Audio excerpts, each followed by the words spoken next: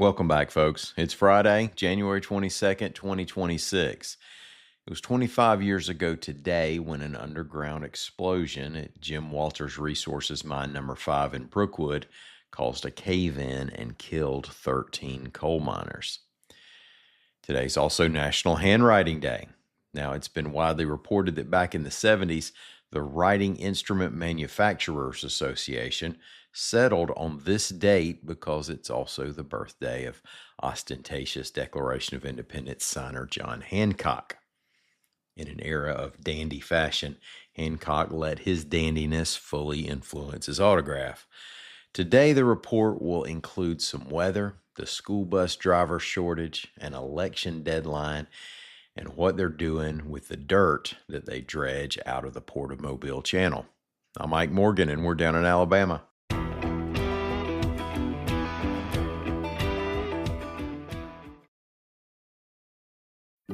All these patients complaining they can't get their medicines. Insurers and PBMs are often owned by the same giant company, so middlemen, like me, decide what medicines you can get and how much you pay. But don't worry, if your prescription gets denied, we know another one that works for us. I mean, you.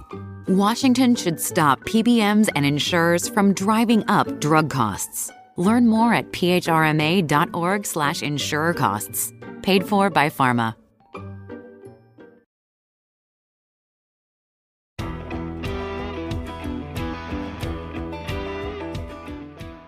This evening is when the much anticipated precipitation of some sort is supposed to enter the state. Expectations of ice increase as you move northward, and Governor Kay Ivey declared a state of emergency for 19 counties. Now, your county is in this emergency area if you live in or north of Lamar, Fayette, Walker, Blount, Etowah, or Cherokee County. Now, that doesn't mean those below that line should completely ignore the weather, however, so keep up with your favorite weather source or al.com/weather. Rain in some form of wintry mix is expected to stick around through the weekend, and then it's expected to get really, really cold in many places beginning Sunday night. So when the temperature drops, you want to keep up with the road reports. If the folks in lower Alabama are feeling left out of this one, know that Sunday thunderstorms may be a possibility. Lawmakers in the State House are hoping to persuade state retirees to help a shortage of school bus drivers. AL.com's Mike Cason reports that the Alabama House of Representatives unanimously passed a bill that would allow the retirees to continue drawing pension benefits from the retirement systems of Alabama, even as they work full-time driving the buses. Now, the bill comes from State Representative Kenneth Paschal, a Pelham Republican. He acknowledged that it's a short-term fix and that a longer-term plan needs to be developed. That bill now moves to the Senate. Today is the final day for candidates to qualify with the major political parties for this year's primary election. President Trump on Thursday endorsed Tommy Tuberville for governor in the least surprising development since Gaylord Perry was ejected for throwing a spitter. Some of these references are dated, I know. Perhaps a little less obvious was the president's apparent endorsement of Alabama GOP Chairman John Wall for lieutenant governor. Now, it wasn't obvious because Wall has yet to publicly confirm that he's actually running for lieutenant governor. Now, there are three possibilities here. Number one, Wall is planning on qualifying today. Number two, Trump is simply mistaken. Or number three, Trump misspoke and intended to endorse Wall for lieutenant governor of the Board of Peace. I don't think it's the third one. Trump said in a Truth Social post that he's been hearing that Wall is considering joining the race. Indeed, Wall did tell the state Republican Executive Committee that he might throw his hat in the ring, although he said that in June. In politics and persuasion, the words you use can really help conjure a particular image in the public's collective mind. He says Inflation Reduction Act. She says ginormous inflationary spending bill.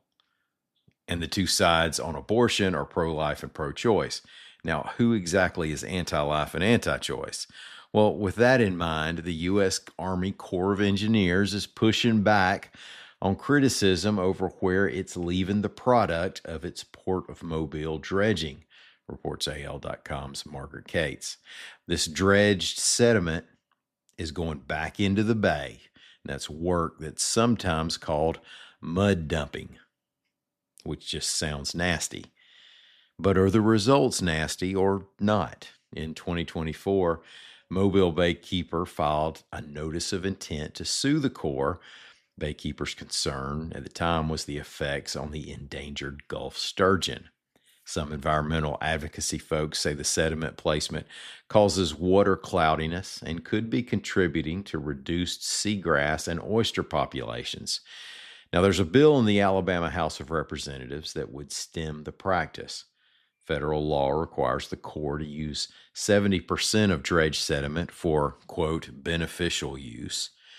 And the state bill would prohibit using that beneficial use designation for so-called mud dumping. Now, hold on a minute, says the Corps. Mobile District spokesperson Dustin Galtney said the Corps won't take sides on pending legislation, but wanted to clear up what he called misinformation. In an open letter, South Atlantic Division Commander Brigadier General Zachary Miller defended the practice, and he said it's called thin layer placement, not mud dumping. He said, quote, "It is a measured, monitored, and science-based sediment management practice designed to mirror natural sediment processes that have shaped Mobile Bay over thousands of years," end quote. Miller wrote that thin layer placement was developed with groups that included the Baykeeper. He said it has been accepted as a beneficial use in the Bay, and it has been used in Louisiana, Maryland, New Jersey, and Georgia. Now, Mobile Baykeeper is unmoved by that.